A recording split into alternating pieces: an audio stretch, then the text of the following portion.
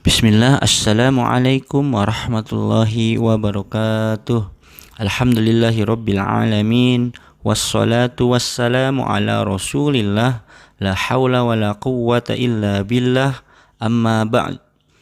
Bagaimana anak-anak kabarnya? Semoga kalian selalu diberikan kesehatan dan selalu diberikan semangat dalam belajar.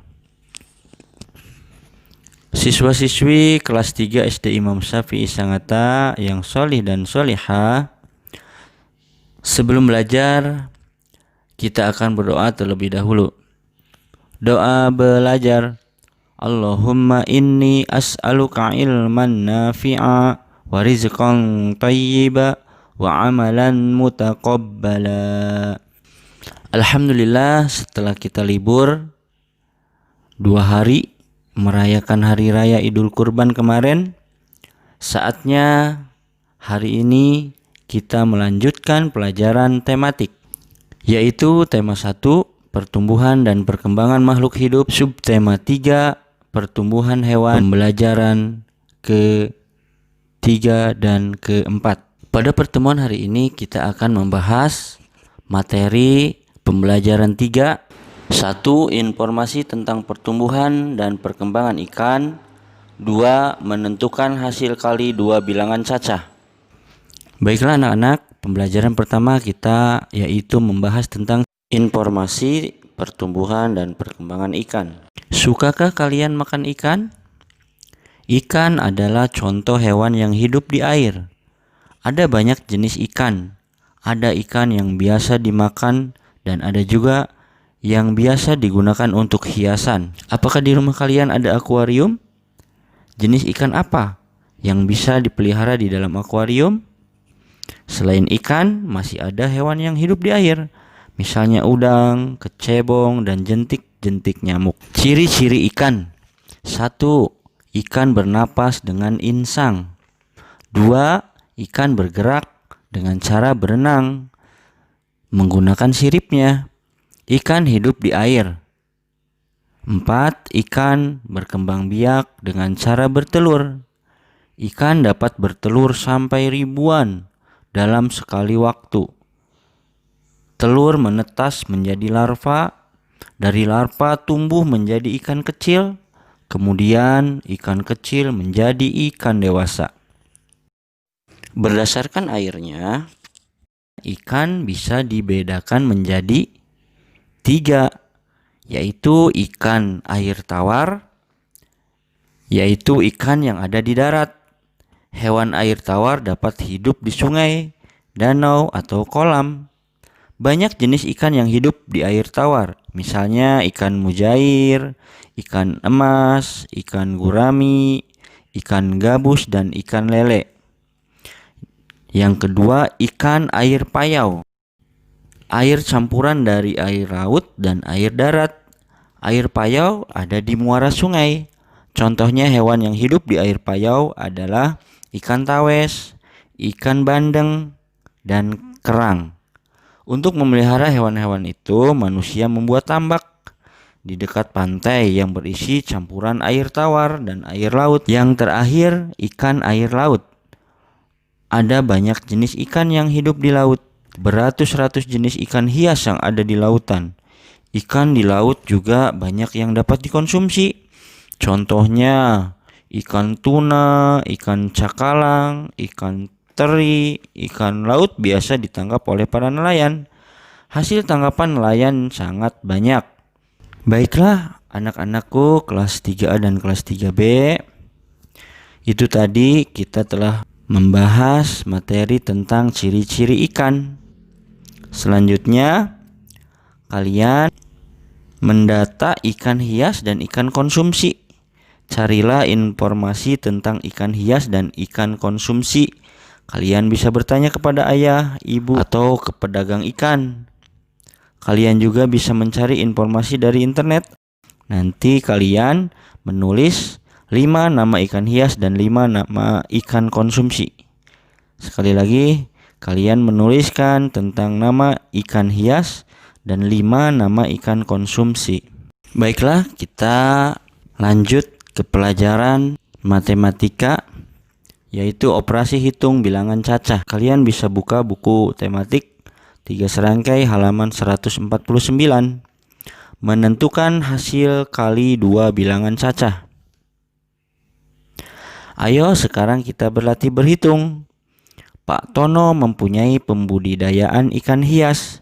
Setiap bulan, tempat pembudidayaan Pak Tono menghasilkan 140 ekor.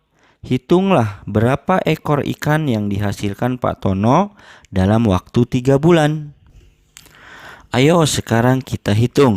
Tempat pembudidayaan menghasilkan 140 ekor ikan hias dalam waktu 1 bulan.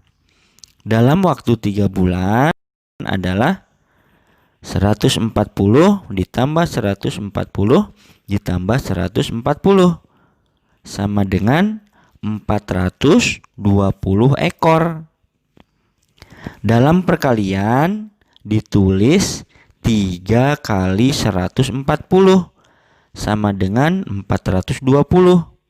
Angka tersebut di atas berlaku sifat pertukaran. 3 kali 140 sama dengan 140 dikali 3. 140 sama dengan 100 ditambah 40. Kalikan masing-masing bilangan dengan angka 3. Lalu jumlahkan. 3 kali 100 sama dengan 300. 3 dikali 40 sama dengan 120. Ditambahkan 300 ditambah 120, hasilnya 420. Bagaimana anak-anak? Mengerti? Insya Allah mudah ya. Sekarang kalian kerjakan latihan halaman 150 menjawab soal perkalian. Kerjakan soal berikut seperti contoh di atas. Wayan membeli 4 kotak telur. Tiap kotak berisi 243 telur. Berapa jumlah seluruh telur yang dibeli Wayan? Silahkan kalian kerjakan sesuai dengan materi yang telah kita pelajari tadi. Pembelajaran keempat. Materi yang akan kita pelajari yaitu tentang daur hidup kupu-kupu, gerak kombinasi pola gerak dasar lokomotor, dan sikap dalam menyampaikan kritik atau saran. Tahapan-tahapan pertumbuhan dan perkembangan makhluk hidup dari kecil hingga dewasa disebut daur hidup. Sekali lagi anak-anak, tahapan-tahapan pertumbuhan dan perkembangan makhluk hidup dari kecil hingga dewasa itu disebut daur hidup. Kupu-kupu termasuk kelompok serangga.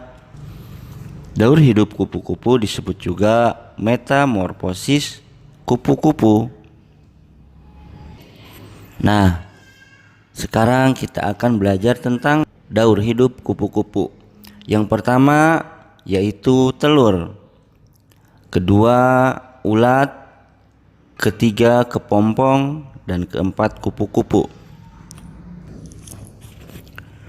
Daur hidup kupu-kupu dimulai dari telur. Seperti hewan sejenisnya, kupu-kupu betina bertelur. Telur itu diletakkan di atas dedaunan. Telur menetas menjadi larva.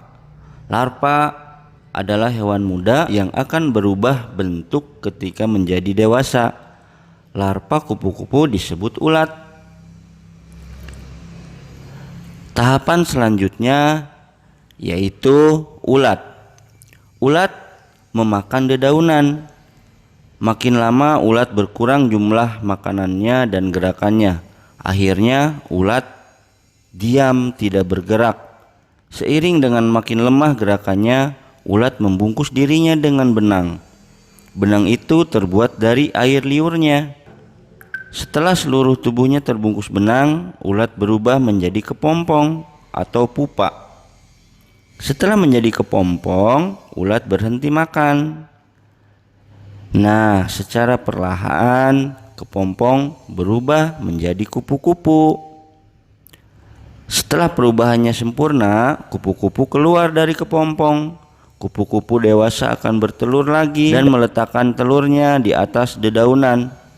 Kupu-kupu dewasa akan bertelur lagi dan meletakkan telurnya di atas dedaunan lagi. Telur-telur tersebut akan menetas menjadi ulat. Ulat akan berubah menjadi kepompong. Dari kepompong berubahlah menjadi kupu-kupu lagi. Begitu terjadi terus-menerus. Itulah yang disebut dengan. Nah, setelah penjelasan tadi, kalian anak-anak diharapkan bisa memperagakan atau mempraktekkan gerakan daur hidup kupu-kupu dari proses telur menjadi ulat, menjadi kepompong, dan menjadi kupu-kupu. Untuk bisa melakukan gerak kombinasi pola gerak dasar lokomotor, silahkan kalian buka buku tematik halaman 154. Lakukan pemanasan terlebih dahulu. 1. Posisi tidur terlentang sambil mendekap kaki dan badan. Itu gerakan telur. 2. Posisi badan merangkak. Itu gerakan ulat. Posisi duduk sambil mendekap kaki. Itu gerakan kepompong. Yang terakhir nomor 4, posisi badan berdiri dan tangan terbuka. Itu seperti gerakan kupu-kupu. Nah, alhamdulillah anak-anakku, kalian sudah bisa memperagakan gerak kombinasi pola gerak dasar lokomotor dengan daur hidup kupu-kupu. Sekarang kita akan belajar mengenai sikap dalam menyampaikan kritik atau saran. Silakan kalian buka buku halaman 155. Bagaimana cara menyampaikan kritik atau saran yang baik? 1. Sampaikan kritik atau saran dengan kalimat yang baik. Tujuannya untuk menjaga perasaan orang yang kita kritik dan memberikan kesan bersahabat. Nomor 2, mengkritik tidak boleh di depan orang banyak. Mengkritik seseorang di depan orang banyak akan membuatnya merasa malu. Nomor 3, mengkritik tidak boleh dengan kata-kata kasar. Kritikan dengan kata-kata kasar dapat menyebabkan orang yang dikritik merasa tidak nyaman dan mungkin saja menjadi marah. Jadi jika kalian ingin menyampaikan kritik, gunakan kata-kata yang tegas, karena tegas tidak sama dengan kasar. 4. Mengkritik tindakannya, bukan orangnya. Yang kelima, lakukan dengan tersenyum. Dan yang terakhir, akhiri dengan kesimpulan. Sebuah kritik yang baik adalah kritik yang memberi kesimpulan di akhir untuk menekankan dan menjelaskan poin utama dari kritik, sekaligus mengajarkan bagaimana cara untuk mencapainya. Nah, alhamdulillah anak-anakku, kita sudah belajar pembelajaran 3 dan 4. Mari kita tutup pembelajaran kita hari ini dengan doa kafaratul majelis. Subhanakallahumma wa bihamdika asyhadu an la ilaha illa anta astaghfiruka wa atubu ilaik. Assalamualaikum warahmatullahi wabarakatuh.